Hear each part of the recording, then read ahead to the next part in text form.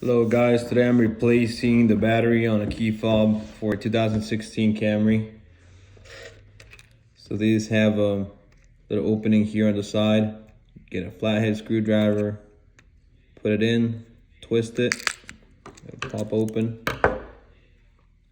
face it down.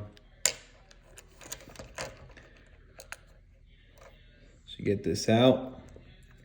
You can do is push it. You can get a screwdriver for this. I actually got it with my nails earlier. Pops out. There's a key.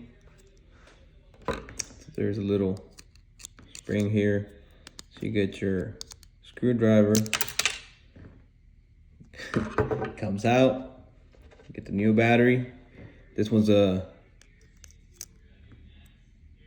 2016.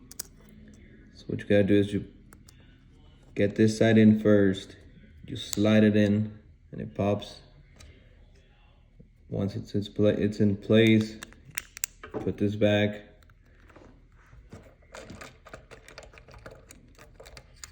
Get it back in place. That's it. This should work for the vehicles 14 to 16 Camry, 13 to 15 RAV4, 14 to 16 Corolla.